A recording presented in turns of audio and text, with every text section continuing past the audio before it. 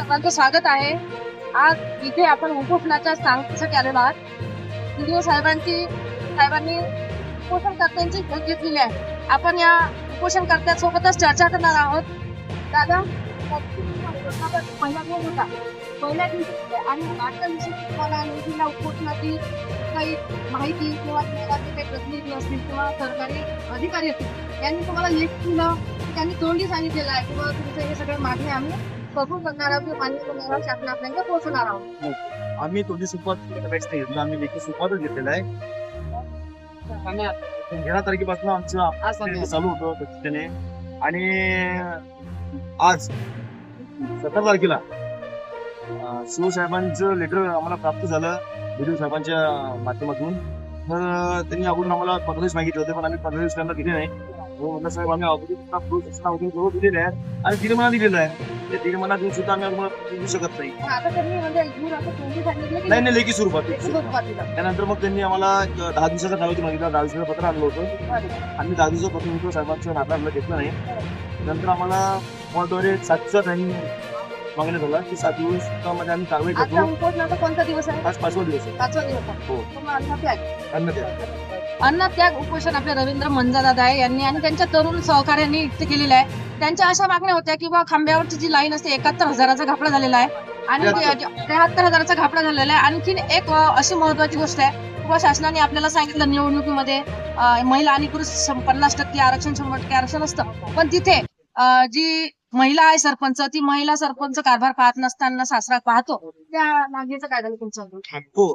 आणि आम्ही देव साहेबांना सांगितलं की मग त्यांनी आम्हाला 5 दिवस तरी आम्हाला वेळ द्या असं आम्हाला त्यांनी पत्र दिलं.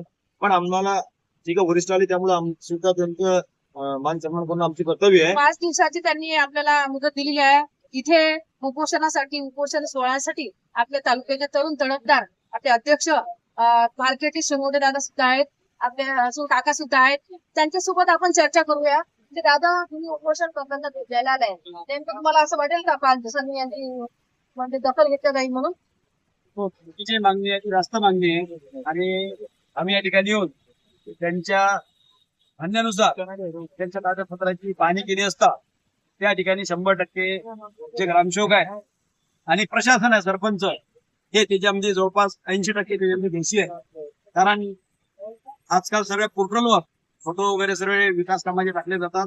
त्यांनी जे फोटो टाकलेले अपलोड केलेले आहेत आपली पंचायत या वेबसाईटवर, त्याच्यामध्ये ते फोटो खोटे आढळले आणि आम्ही त्यांच्याशी चर्चा केली असता त्यांची जी मागणी आहे, त्यांचं जे उपोषण आहे ते उपोषण हे योग्य उपोषण असून त्याची दखल म्हणून या विभागाचे लोकप्रिय कामगार मंत्री महाराष्ट्र राज्याचे यांच्यावर आम्ही त्यांना सांगितलं आणि त्यांनी सांगितल्याप्रमाणे त्यांनी या पंचायत समितीचे व्हिडिओ असतील या व्हिडिओला सूचना केल्या किंवा त्यांचं जे उपोषण आहे त्या उपोषणाची दखल घ्या, त्यांना तुम्ही लेखी स्वरूपामध्ये उपोषणाची दखल आणि लेखी स्वरूपी असं दादांनी सांगितलं आहे.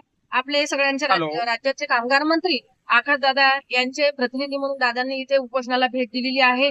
तसेच त्यांच्या मागण्या सुद्धा दादा म्हणतात वाजवी आहेत, कारण की वाजवी मागण्या असल्याशिवाय उपोषण होतच नसते.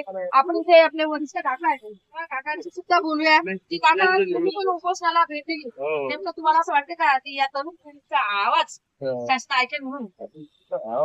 ऐकेल आवाज. बरं दादा, तुम्हाला असं वाटतं किंवा 5 दिवसाची मुदत दिलेली आहे, हा मागण्या तुमच्या मंजूर होतील, नंतर तुमच्या गावाचं तरुण म्हणजे मंडळी आहे, आता मी पाहिलं साहेब महिला मंडळ चालवलं गावाचं सपोर्ट काय, पण माझी पण शासनाला आमच्या महाराष्ट्र विनंती आहे की बा तरुण जे मुलं आहेत आपल्या गावासाठी भांडतात, त्यांच्या मागण्या पूर्ण कराव्या. महाराष्ट्र न्यूज वन करता, रत्नागिरी, खामगाव, जिल्हा बुलढाणा.